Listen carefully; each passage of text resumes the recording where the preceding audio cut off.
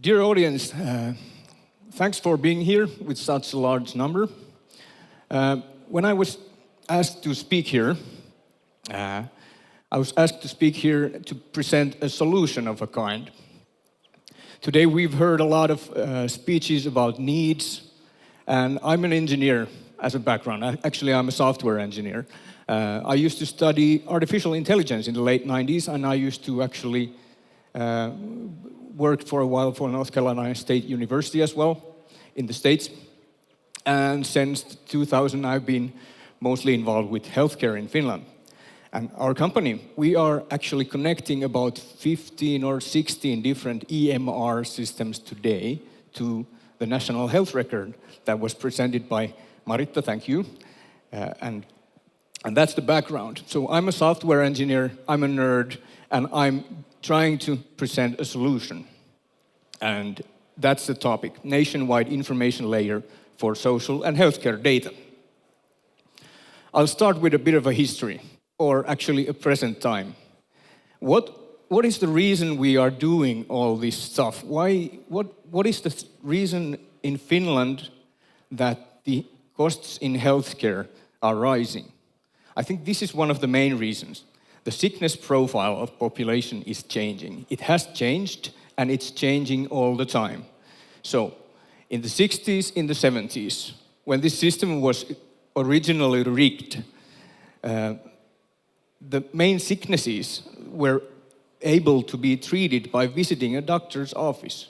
But today, we don't have, well, we do have sicknesses, obviously, but we have a growing number of health problems that cannot be treated by visiting a doctor's office, such as diabetes or hypertension or asthma or smoking, for example.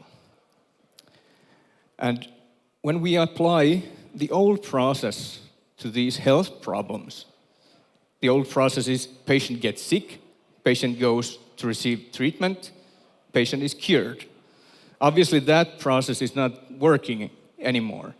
Instead, what happens is that patient still has health problems. Patient goes back to the beginning of the process, and the process is duplicated.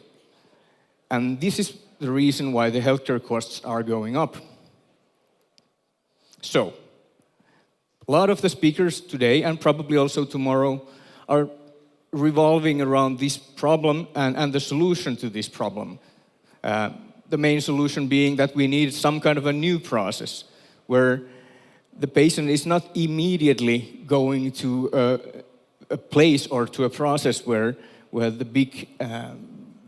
big resources are needed, but instead the patient somehow receives the means to perform self-help. And this is where digitalization and mobile devices and AI and everything related to those come into picture. And with this new process, how do we get there?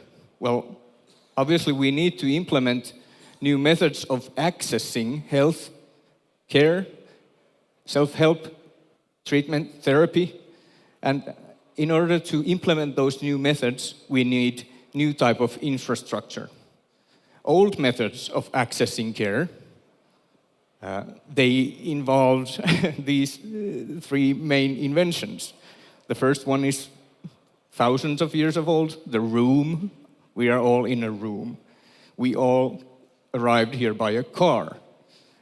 And we probably also used telephone in order to get here or to arrange some sessions or arrange our daily lives to be here or to go to the healthcare. And this old method of accessing care is based on old infrastructure. And old infrastructure is hardware. So we have the buildings, we have the roads, and we have the telephone lines. And we have been building these very successfully for the last 100 years. And obviously we still need to be building these continuously later on. But building these are not enabling our new methods of accessing care. Our new methods of accessing care are something that has been expressed earlier today as well, artificial intelligence, internet, mobile applications, etc. These were all invented in the 20th century. Actually, what's interesting is that artificial intelligence is now being a buzzword, but it has been invented earlier than mobile applications. And also, internet was also a recent invention compared to artificial intelligence. And it's now, only now, that we have technologically matured to a point where we can actually apply artificial intelligence to healthcare. And that is really interesting. So, obviously we need more of these. We need a lot of more mobile applications. Am I right? I don't think so. I sort of think that actually what we need is we need less of these. The current trend in the Western world with mobile applications is that we have sort of reached the top of the number of mobile applications that people use on a monthly basis. I think the number is around 28 or 27. So which of you has used more than 28 mobile applications last month? There is a hand. Unbelievable. 1, 2, 3. Okay, about 3 or 4 hands altogether. But I think that's pretty much the saturation point. So these are the latest trends. I think that according to the research, the number has saturated to about 28 different applications during the last 3 years. The amount of time that people are using with digital devices, mobile applications, that has actually been increasing all the time. So what it means is that people don't want, they are not capable, we don't have the cognitive capability to accept more than 28 mobile applications in our lives. But we have the ability and we have the need and we are willing to add the time, to increase the time that we use with mobile devices or with digital devices. And we will continue doing that. But what we want to do is we want to have the number of mobile applications to go down. So what's the solution to that? It's the conversational interfaces. They are trending. And what's really interesting is that the conversational interfaces have been trending in China. And they are trending in Western world right now. And in China, the conversational interfaces are actually 2 or 3 years ahead of us. I don't know which of you has heard about WeChat. It's a small mobile application. It's a Chinese WhatsApp used by about 700 or 900 million people. And they have integrated a lot of different applications underneath that monster of a chat application. So you can go to a restaurant, get an automated bot-created restaurant menu from that chat application, and you can write to the chatbot that I would like to order item number 5 from the menu, and then finally I can do the payment with that mobile chat application by just touching the NFC device with my phone. So things are converging towards conversational interfaces instead of the number of different mobile applications that would be rising and rising and rising. But that's just a minute detail. We're still talking about mobile applications. And obviously we need more of artificial intelligence. We need some methods of the patients and the citizens being confronted by computer without a professional, without another human being there in the beginning of the process. Okay. So, what is the supporting infrastructure for this? That's the question, and that's the solution that I will try to give today and talk about in the following parts. The new infrastructure is software. So the services, the infrastructure services that are needed to support these new methods of accessing care. And there are a lot of boxes in this picture now, which are key points of that new infrastructure. What is really nice is that in Finland, we actually have these boxes. So we have Finnish infrastructure that is supporting these new methods of accessing care. We have in Finland a pharmaceutical database. We have the clinical structured data, code system, personal health data is appearing, etc. All these boxes. And it's centralized. And this is the thing that is called Kanta, the thing that Maritta was just talking about. So I dare to say Finland is really one of the top countries, probably one of the top 3 or top 5 countries in the world as it comes to healthcare, e-health infrastructure. Finland has a really nice infrastructure, and we are improving it all the time. But now I'm going to the problem.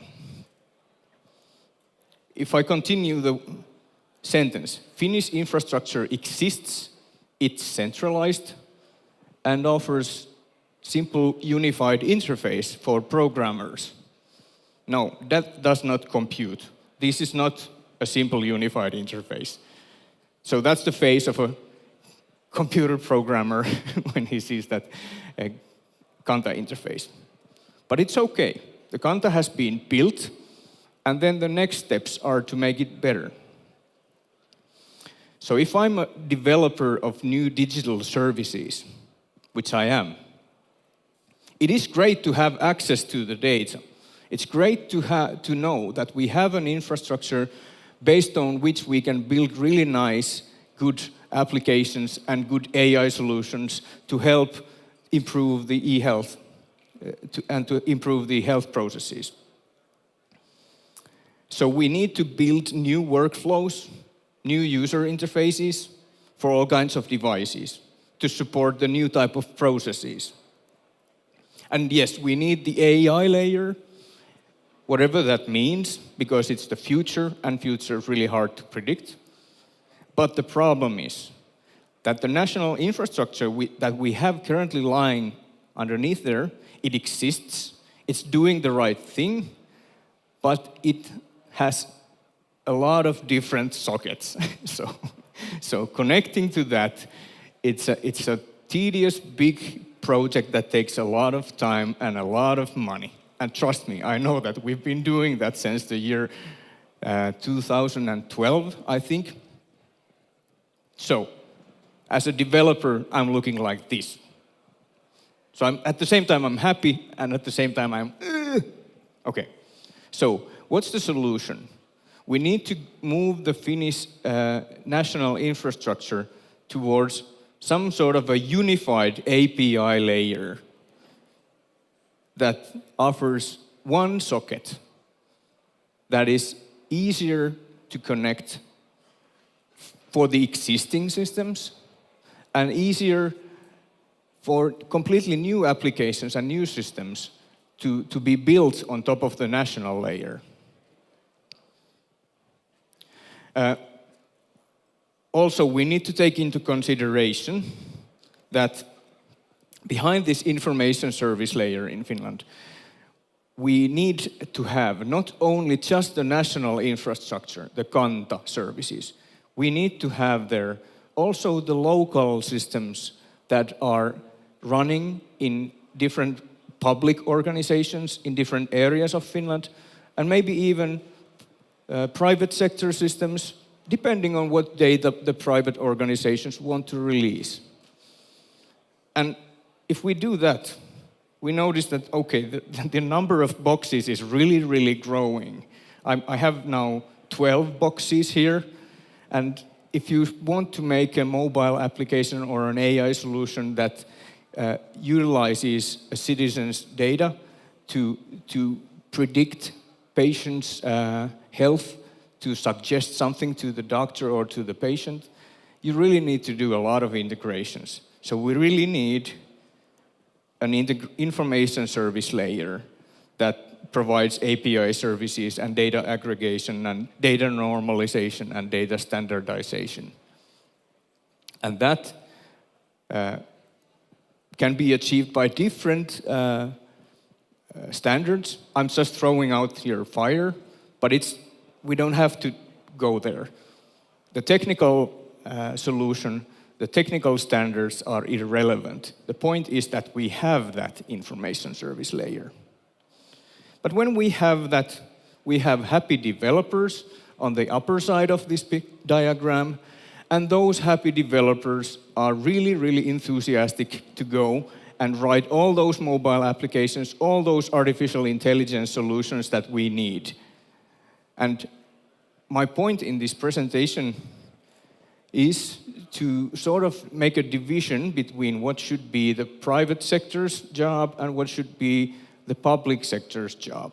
And my opinion is that the public sector's job and social ministry and those should be to make sure that we have that good layer, we have those services, and we have a good connectivity. But the public sector maybe should not put their effort on implementing the user interfaces and the AI solutions, because those will rise when we have that good information service layer. As a company, what we do is we believe in this vision, and we are building a type of an information service layer that actually does that. We only have these parts covered today, but we're growing it steadily. The service is called ERA. You may have heard of it, but that's just to prove that I'm talking here about something that we also believe in a business sense. So, as a summary, we need more national data services, and we need the information service layer with the unified API. But national user interfaces, I'm not so sure about that. National workflows and national AI services, I'm not sure about that either. I think those should be left for the industry, for the private sector. The infrastructure is important, and the services will come. So this is my presentation for today, and thank you very much.